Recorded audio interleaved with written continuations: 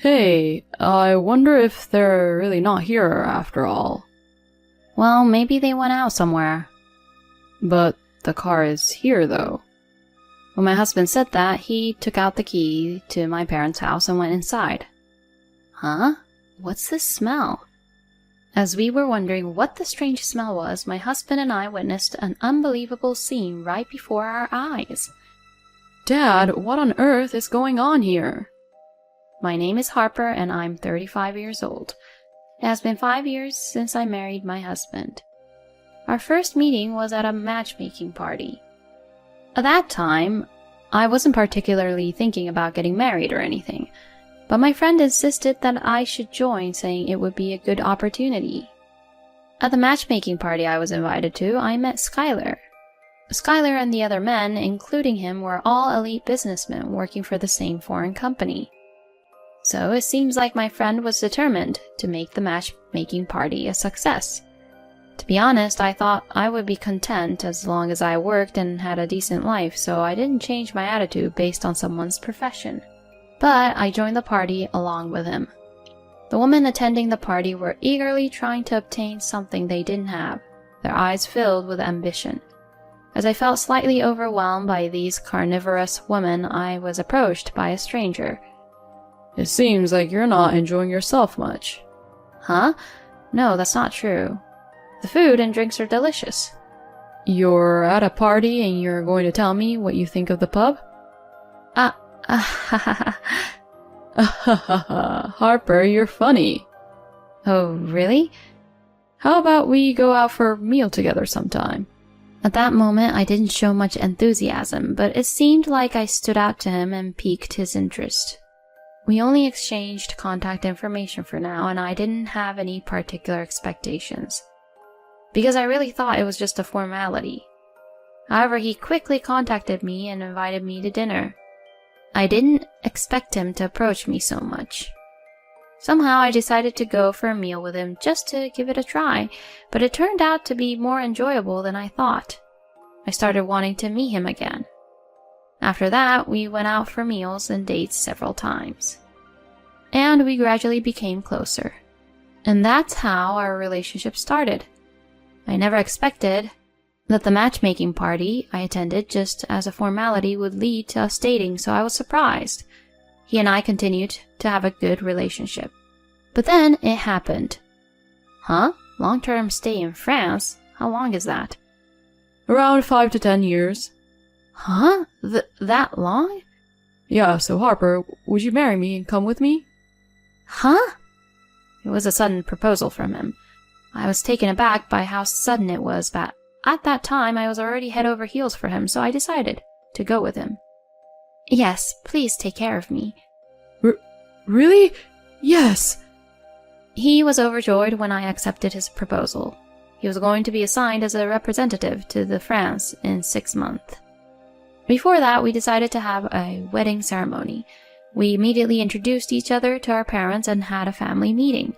My parents were surprised that I would suddenly go abroad for several years, but they respected my decision. At the wedding, we received blessings from many friends and colleagues. I'm glad I was able to invite everyone in America and have a proper ceremony. After that, my husband and I thoroughly enjoyed our time in America. We visited Boston, Hawaii, and Alaska. We also made trips in country about once a month. In the blink of an eye, the time arrived for us to leave America. Harper, take care, okay? Yeah, please take care too, both of you. If you have time, come visit us. I'll make sure to recommend some great spots to visit. Going on a trip to France sounds nice. Your father and I will have to study French too. My parents and I said our goodbyes, and my husband and I flew out of America.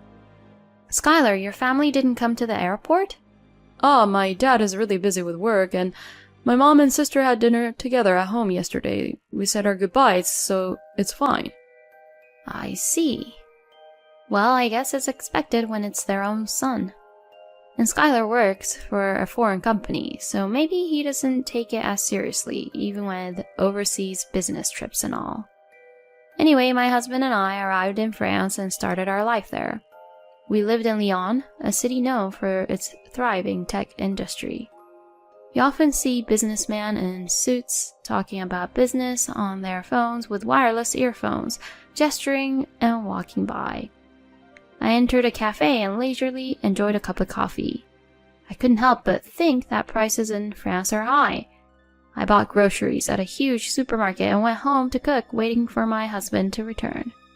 At first, I felt a bit bored because my husband was the only person I could talk to. During that time, my husband suggested that I try attending a language school. I thought it sounded fun, so I immediately looked up schools. I applied to a promising language school. There were many Americans and people from other countries who came to study abroad. I was able to enjoy cultural exchanges. I became friends with an American girl and we went sightseeing together after school. The classes were very helpful, and I even had house parties with Italians, French people, and others. I had a truly fulfilling time. After graduating from the language school, I gained a decent level of French proficiency. I decided to apply for a part-time job at a cafe near my house. The French owner there was very kind and hired me. They taught me how to make coffee and create latte art with great care. As it was a city with many businessmen bustling around, customers kept coming in non-stop. Through making lots of coffee and interacting with regular customers, my skills as a barista improved. And most importantly, my French skills skyrocketed. You seem really lively today. I think I really enjoy it because my husband told me so. I was very anxious about living in a foreign country before coming here, but it turned out to be fulfilling and enjoyable. In no time, several years have passed, and I've completely adapted to the French way of life. And as promised, my parents came to visit. But both of them were surprised to see me speaking French fluently in shops and such. You seem to have become more like a French person in your demeanor. You've become brighter compared to when you were in America, haven't you? Indeed, I may have become brighter as I interacted with the locals. My parents seemed to have thoroughly enjoyed their sightseeing in France, which was great. Afterward, my husband and I continued our life in France for a while. Before we knew it, 5 years had flown by since coming to France. During that time, my husband received a message from his mother and sister saying they were coming to visit. Is Dad not coming? Well, my father is busy with work. He probably couldn't take time off. My father-in-law runs his own company and works tirelessly as its president. So it seems he can't afford to take time off, like for a vacation abroad. It's been a while, you two. Finally, we've made it to Lyon. I'm excited. Show us around, please. My mother-in-law and sister-in-law were very excited. I smiled as I saw my husband gently telling them, "Don't make too much noise." But we were about to be swept away by the whims of my mother-in-law and sister-in-law. I want to visit this shop. I want to go to these places. The shops they pointed out were quite expensive. Are you sure you can spend that much? It's fine. It's that person's money anyway. Yeah, if we don't spend it, it'll just accumulate and go to waste. We exchanged glances, thinking about how my father-in-law must be perceived. Well, I guess it's fun since you rarely go on trips abroad. When my husband said that, my mother-in-law opened up. Oh, what are you talking about? We've been on numerous trips abroad. Huh? We've been to the Caribbean, the Maldives, Japan, Mexico, Canada, and countless of others. We've been to France too, like Paris and Marseille, but this is our first time in Lyon. My mother-in-law said those things. From the conversation we just had, I don't think my mother-in-law or sister-in-law would have brought my father-in-law. They must be spending extravagantly on every trip. My husband seemed stunned, seemingly unaware of that fact. My mother-in-law and sister-in-law didn't stay at our house, but booked a luxurious hotel for their entire stay. When it was just my husband and me at home, I couldn't help but feel concerned about their spending habits. I never expected it to be to this extent, I thought, feeling bewildered. They must be splurging without a care, since my father-in-law is a business owner with good earnings. I was grateful that, despite having a mother and sister like that, my husband had a sensible sense of money. After that, my mother-in-law and sister-in-law stayed for a few more days. Every day they spent money in a surprising manner. They were spending extravagantly, like celebrities. Well, that's a matter to be discussed between my father-in-law and mother-in-law, so I didn't particularly interfere. Still, I couldn't help but worry if it's okay to spend so extravagantly. And when my mother-in-law and sister-in-law left, I felt exhausted. It's like when you're with people who think only about themselves. It drains your mental energy. My husband also seemed quite tired. Harper, thank you so much for taking care of me these past few days. Afterward, we returned to our usual daily life. The 5 years of married life in France have been incredibly enjoyable. And my husband's overseas assignment has been extended for another 3 years. We decided to continue our life in France for the foreseeable future. And those 3 years also flew by in no time. I can't wait to experience life in America after 8 years. We've only returned to America 12 times in total, despite everything. The last time we went back was about 4 years ago, and now everything must be completely different. We concluded our long overseas assignment and returned to our home country. When we arrived in New York, we could immediately feel the familiar atmosphere and scent of America.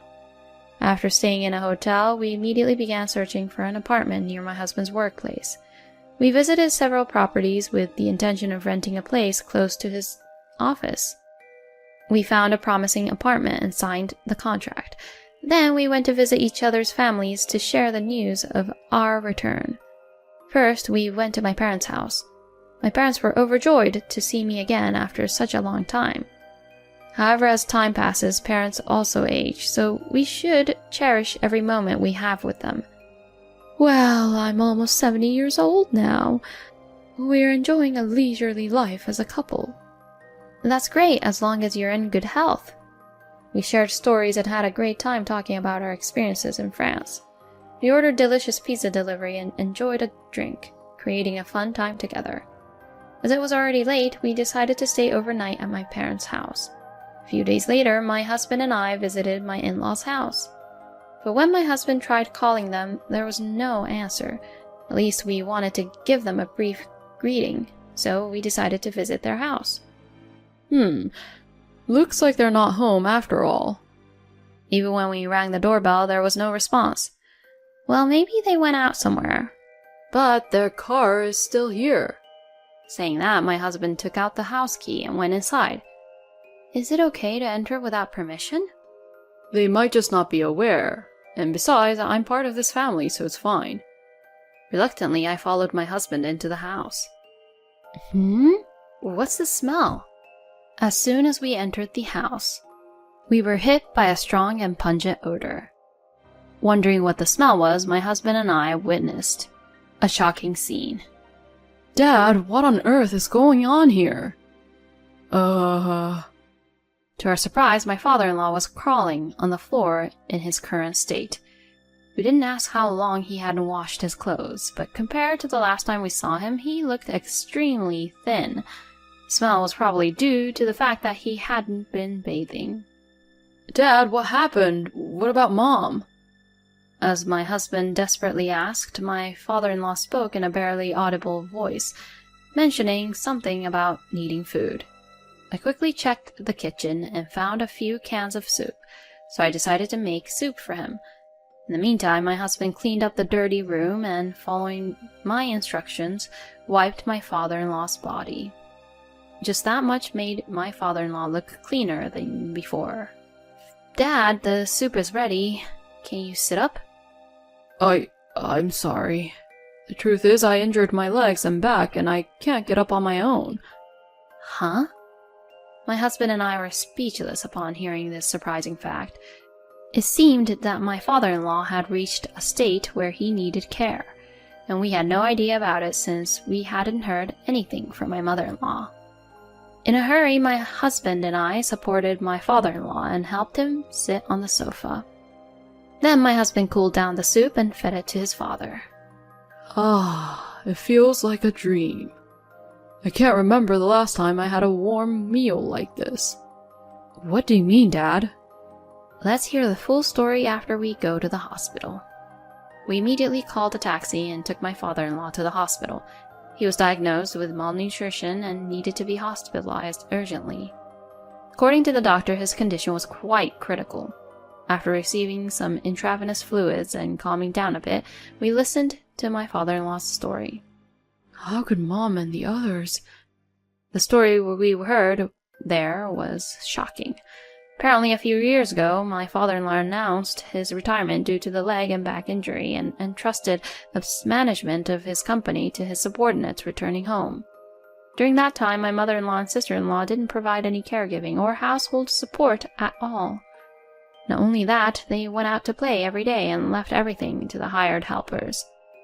However, the helpers were only contracted for daytime assistance, and the responsibility fell on my mother-in-law and sister-in-law during the nights. My mother-in-law and sister-in-law found caregiving burdensome. Dinner consisted of leftovers or snacks, with very little and nutritionally insufficient food. My father-in-law kept losing weight rapidly. Moreover, my mother-in-law and sister-in-law frequently went on trips, leaving my father-in-law behind. Gradually, my father-in-law grew weaker, not just in his legs and back, but his arm muscles also weakened, greatly reducing what he could do. Even now, my mother-in-law and sister-in-law are on a 1-week trip to Europe. I thought I might die. Dad. My husband and I were filled with an immense anger towards my mother-in-law and sister-in-law. We decided to take legal action against them as soon as they returned to America. And it seems that my mother-in-law and sister-in-law have come back home. My husband and I immediately visited the family home. Oh, it's been a while since I heard those footsteps. So you've come back to America? Mom, aren't you concerned about Dad? Huh? Oh, now that you mention it, he's not home. I thought you two knew and that he was just out. Don't try to deceive us. We know everything. Dad is currently hospitalized. Huh? Don't act innocent. Leaving a father who needs care and being absent from home for a whole week. What were you thinking? When my husband confronted them like that, my mother-in-law and sister-in-law seemed to resign themselves. Wow, did you guys know all of that? Skylar, you should have just asked everything without beating around the bush. Don't joke around. It's despicable to put someone's life in danger by neglecting their care. Hey, don't be so angry. We've been in trouble with that man for a long time now. You've been working all your life. You haven't spent much time at home. He suddenly made his legs and back so bad that he had to stay home all the time for care. It was a nuisance for us. So we just kept going out more and more on our end. That money came from the earnings that Dad had worked hard for all these years. In other words, if Dad wasn't here, you wouldn't be able to indulge in such luxuries. Oh, stop it. We're family, so it's fine. Yeah, exactly. It's our own business, no matter who uses it. Besides, if he had died, we would have inherited his fortune. My mother-in-law and sister-in-law laughed hysterically while saying those words. My husband and I were left speechless. There's no point in saying anything to these people. Fine, I'll get it. I'll cut ties with you, so never call me family again. Well, whatever is fine. Yeah, that's right. You've been overseas all this time, so you had no involvement. Well then, we'll be leaving now. Enjoy your peaceful days without us. My mother-in-law and sister-in-law were wide-eyed at my husband's final statement. I deliberately refrained from getting angry with them after that. A few days later, my mother-in-law made a frantic phone call to my husband. Hello, I thought we cut ties with each other. Wait, why do we have to be arrested? Oh, so the police have finally arrived. I reported it. You and my sister were considered responsible for neglecting a person who couldn't live without care. What? In other words, it's a crime for abandoning someone in a state where they require care. I think you won't escape imprisonment because the circumstances are quite severe. Why do we have to go through this? That's my dad's line.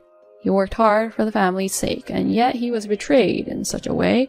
He must have been the most shocked. I can't forgive you two either. Reflect on your actions in prison. Can't we pay money and get bail or something? Unfortunately, there's no imprisonment, so it's impossible. Besides, you don't have any money, right? Dad is planning to divorce you, so you won't be able to use his money anymore. What? That's right, you won't be husband and wife anymore, and you won't have access to Dad's money. This... My mother-in-law was devastated over the phone. Well then, I'll hang up now. Make sure to atone for your sins. My husband said that and ended the call. He blocked incoming calls from my mother-in-law and sister-in-law. Afterward, my mother-in-law and sister-in-law were sentenced to 5 years in prison. There was a possibility of probation if the sentence was less than 3 years, but they made statements clearly demonstrating malicious intent and neglect towards my father-in-law, so they received a 5-year sentence. Of course, I have no intention of visiting them, so I don't know how they are doing now. But I'm sure they are experiencing an unimaginable despair. My husband and I decided to take in my father-in-law. We had just signed a lease for an apartment, but my father-in-law said he would buy a new property and build a barrier-free house. So we decided to build a spacious house and live together with the 3 of us. The next day, we had our first child, and now the 4 of us are living happily together. If we had arrived a little later, my father-in-law might have passed away. When I think about that, I can't help but feel that my mother-in-law and sister-in-law should have faced even harsher consequences. I am truly relieved that my father-in-law is safe. From now on, I hope you, the viewers, will create many happy and joyful moments with your family. Thank you for watching until the end. If you enjoyed it, please consider subscribing to the channel. Thank you in advance, and let's meet again in the next video.